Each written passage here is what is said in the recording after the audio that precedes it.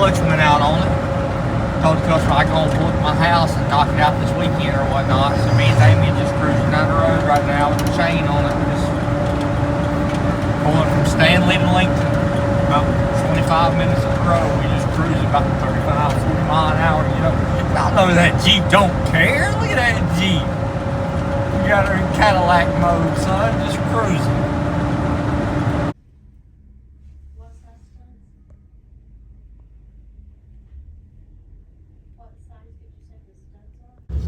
Me, Damien, and Caden rode down here to South Carolina. I've been wanting me a little TIG welder for a long time, just something to piddle with at the house or whatever.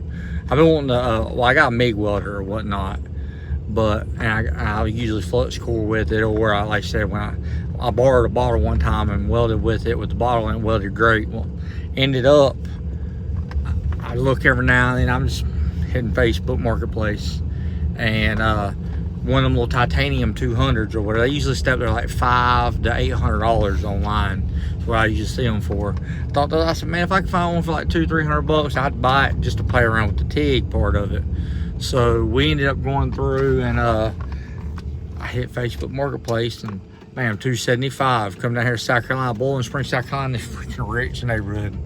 So the guy buys storage lockers, and he turned around and sorry, had a phone call. But anyways, he buys storage lockers, so I'm sure he didn't give much for it. Had that little welder in it with all the attachments, some add-on stuff. So power's on. Looks like a pretty good deal. So we're gonna learn the TIG weld, but hopefully with it. Hopefully I ain't too bad go with it now. Anyways, ride with us. Appreciate you.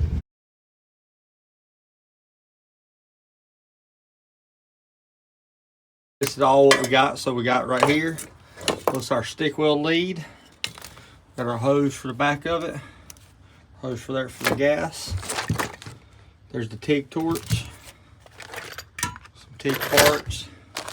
Come with some different tips and stuff right here for the MIG.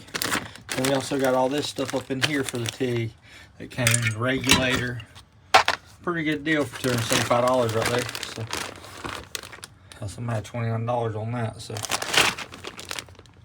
yeah, so it is what it is. Not bad.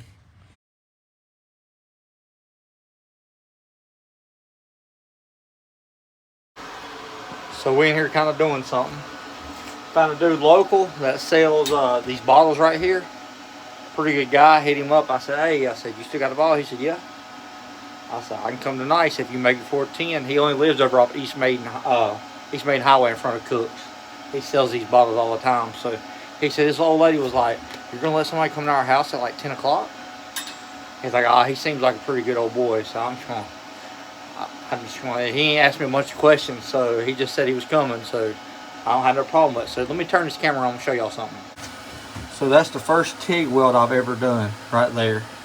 This is the second one. I'm also standing up, so moving arms around, like my arms, it's a little challenge. This one had some bigger gaps. I was just guessing, so we're just playing right now. I showed Nigel, he gave me some tips.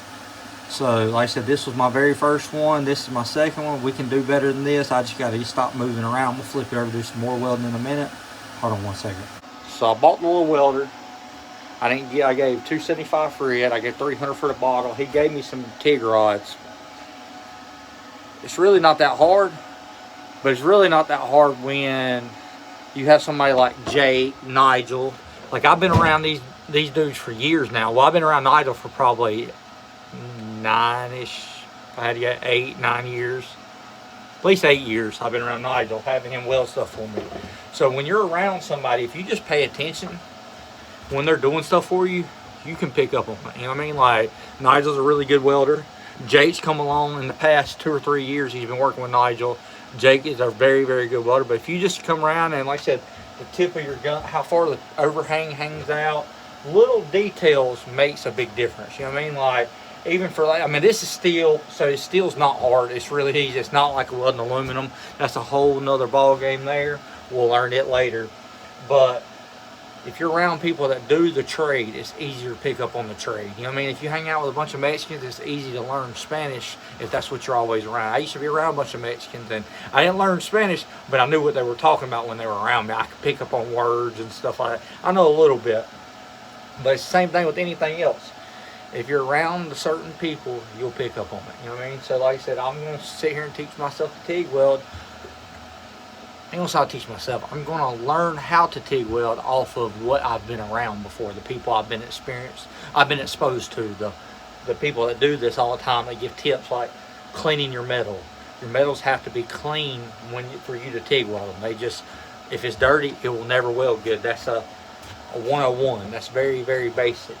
So you gotta make sure you prep your metals is the most important part. Second part, you have to be in. We got the door shut. The only thing I got in here going is the fan off the welder. It's running right now, and really I don't really need it in here.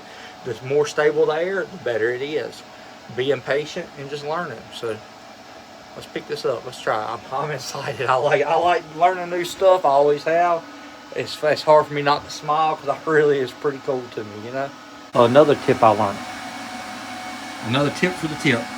When you grind these, you do not grind these sideways because it puts scratches sideways. It makes your arc jump. So if you can see right here on here, I put this in a drill, a little drill there, and I spin it. And I spin it downward at an angle to get the kind of tip I'm wanting. Some people like fatter tips, some people like skinnier tips. But like I said, you put it on this way, and that way the lines are up and down with it, so the bolts will jump down instead of jumping all over the place. If you grind it this way, if you grinded it like this, they say the arc jumps around a little more. So you make sure when you grind it, put it in a drill, spin it, and spin a line and get you a nice little tip going.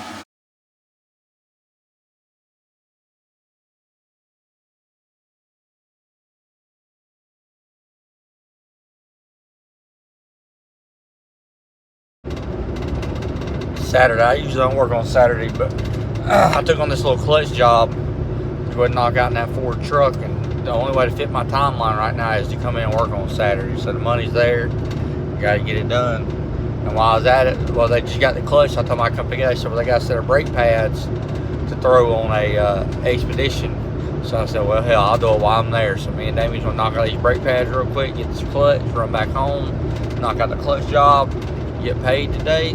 And that way Monday and Tuesday and Wednesday, all my schedule is still planned out because I got a transmission put back together for a guy to go through and he busted a pump in it, the one in the earlier video.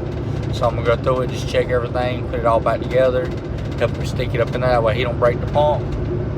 Then I got a DOD job getting dropped off. So me and Damien will get that thing tore down this week. And then we also have a transmission with a 6L80 and a Chevrolet truck. We gotta go out there, pull it out, and put the other transmission in for a guy, get that done this week. We got something else towards Friday. I don't remember. I don't know. We got a lot coming up though. It's tax time. People got their money. Money's there. We gotta make it. So I'm waiting to buy race car parts and the things we want. Right, Dame? Yeah. What you want in life? You want your G-Wagon, don't you? Or a Range Rover. Or a Range Rover. So he wants him like a I want a boxy SUV. He wants a boxy SUV is what he wants. So that's his goals. Me and him, we got goals. We've been talking about this week what our goal is to have over the next little bit, like what our plans are with doing with our money. So we've been sitting around just strategizing what we're going to do, what our plan is for right now, and what our plan is for this year, and how much money we want in the bank, and all that stuff. We've been talking about that stuff, and we're working towards that. So it's when you got goals in life, you set your goals, and you make sure you make them no matter what. So I mean, that's the whole purpose of life. Life without goals is not a life at all, honestly. Because then what do you want to do? You just live to die. You got to have things you want to do while you're here, so you got to do it. So it takes money to do that. So that's what we're doing. Ride with us. Ford grease. I got it done. No clutches in it. I'm gonna wash up, go drop it off. Done for today.